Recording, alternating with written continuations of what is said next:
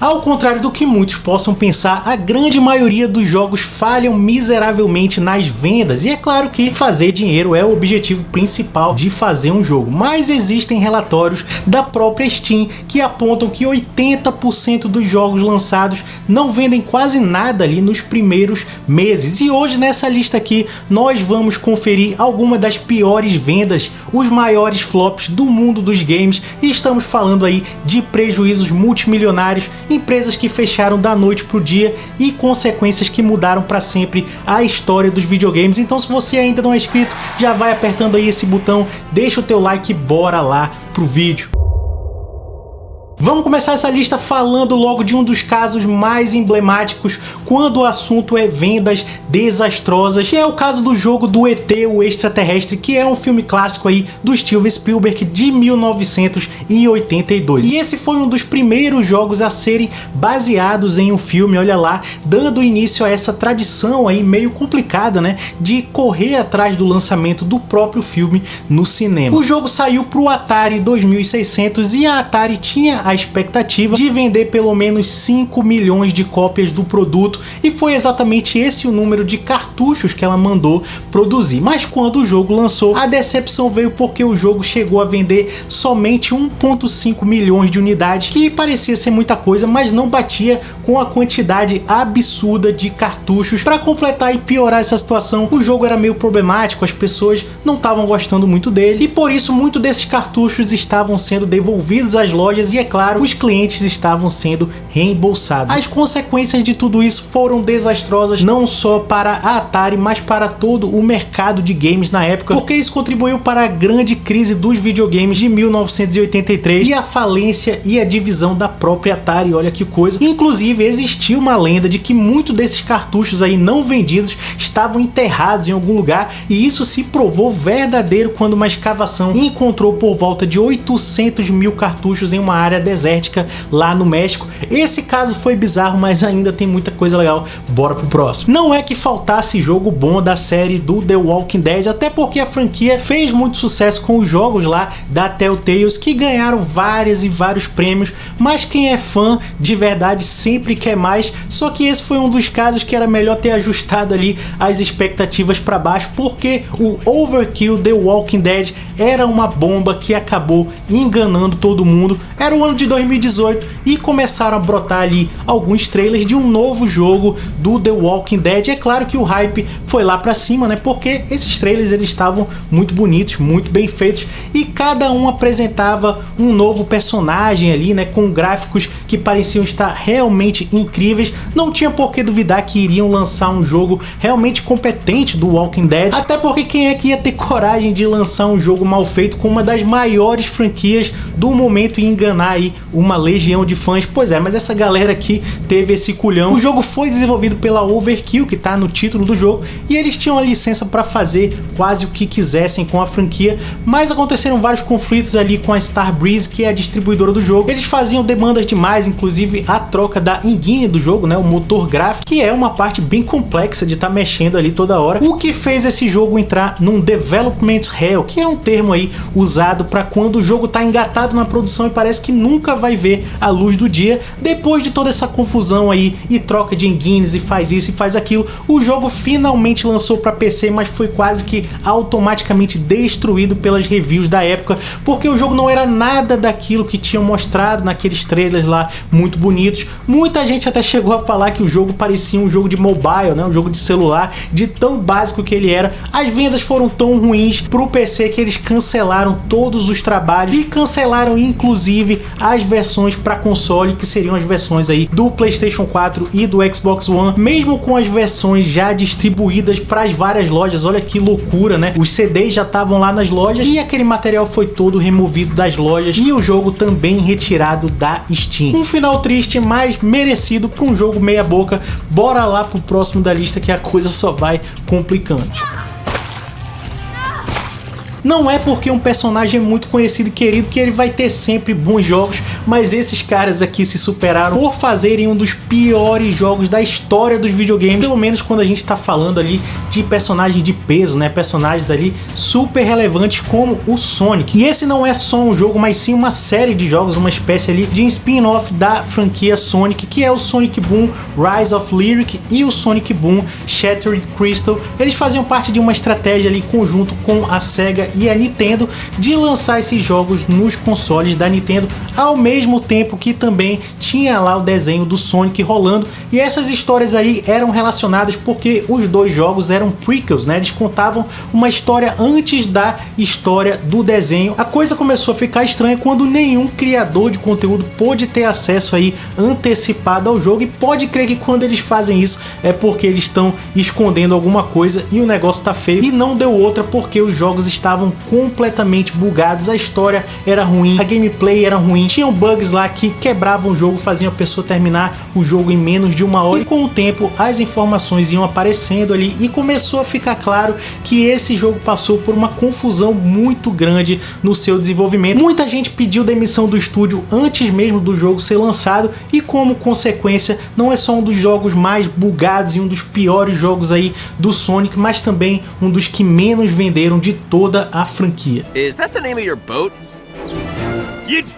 Simplesmente não dá pra entender o que se passa ali na cabeça dos executivos da Warner, e essa aqui é a prova de que esses caras podem não saber o que estão fazendo, porque quem é que não quer um jogo novo do Batman com aquele nível de qualidade, de gráficos, né, e de detalhe dos jogos antigos? Mas ao invés disso a Warner decide despejar rios de dinheiro em jogos que ninguém quer saber, em franquias que ninguém dá a mínima, e esse é o caso do Suicide Squad Kill the Justice League. O jogo até que tinha a atenção do pessoal, pelos trailers tinha gente que esperava ali que pudesse se surpreender, até porque tinham indícios nos jogos antigos de que o Esquadrão ia ser formado, mas o jogo lançou e ele não tinha nada a ser comparado com a série Arkham, e para piorar ele era uma espécie de continuação ali com o próprio Batman lá daqueles jogos, que deixou a galera revoltada com muita razão. O jogo era repetitivo, as batalhas dos chefes eram chatas e terminavam da pior maneira possível. A estratégia era fazer o jogo ser um live service, né, como se ele fosse durar aí para sempre, vendendo roupinha e lançando DLC, e essa estratégia aí falhou miseravelmente. Isso fez com que a Warner perdesse mais de 200 milhões de dólares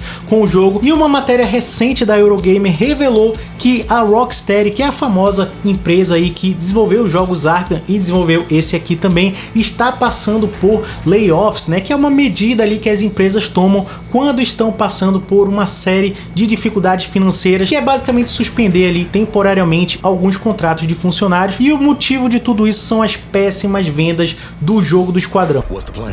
Time for us bad guys. Não dá pra falar de grandes fracassos sem incluir na lista o Daikatana, né? Um jogo de nome esquisito, não muito conhecido também, mas ele era uma promessa de um dos grandes nomes da indústria dos videogames, que é o John Romero. O cara tem nome de artista e ele realmente é considerado um rockstar, vamos dizer assim, da indústria dos games, porque ele é o cofundador da ID Software. Se você joga videogame, com certeza já viu essa marca aí em algum lugar, que é uma desenvolvedora responsável por uma penca de jogos, incluindo o Doom, o Wolfenstein, o Quake. Esse cara ganhou muito dinheiro como desenvolvedor de jogos e ele queria fazer algo novo, algo diferente, uma história ali que envolvia uma espada super poderosa, viagens no tempo, tudo isso usando o motor gráfico do Quake 2, e tinha tudo para dar certo se não fosse atritos ali que ele começou a ter com seus próprios amigos desenvolvedores, porque eles tinham fundado uma nova empresa e a ideia era que eles pudessem criar ali e fazer os jogos que bem entendessem, sem nenhum tipo de interferência, né, criativa de uma empresa maior. Mas começaram a tretar, um dos donos começou a sair, e por causa disso muito dos funcionários, quase metade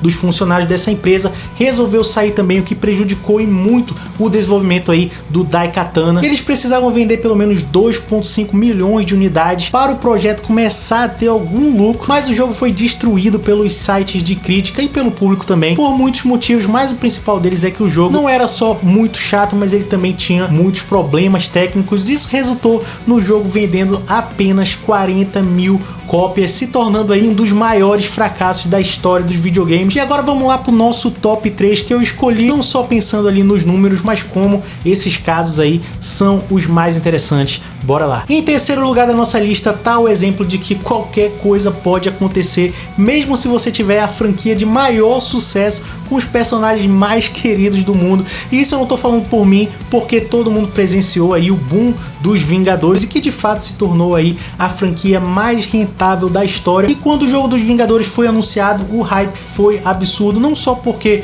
o Vingadores em si estava no auge, mas também porque quem estava fazendo o jogo era Square Enix, responsável aí pelo Final Fantasy, o Octopath Traveler, que é um RPG aí incrível, Kingdom Hearts, entre muitos outros jogos incríveis. Então não tinha como dar errado um jogo dos Vingadores nas mãos desses caras, mas o jogo só fez enganar ali com ótimos visuais, porque a gameplay estava completamente medíocre, um sisteminha ali safado de vender itens ali do jogo, né? Além de muitos problemas técnicos no lançamento. Tudo isso fez o jogo despencar nas vendas. Inclusive esse jogo foi um dos grandes responsáveis por frear essa tendência aí das empresas quererem enfiar ali uma lojinha, né, nos jogos que não combinavam com esse tipo de serviço. Parte dessa estratégia era fazer com que o jogo durasse por vários e vários anos, vendendo DLC, vendendo roupinha ali, novos personagens e mapas, mas pouca gente curtiu que o jogo era dividido em fases, né, e os inimigos são esses robôs aí chatos pra caramba. No final o jogo fez um rombo de 63 milhões de dólares.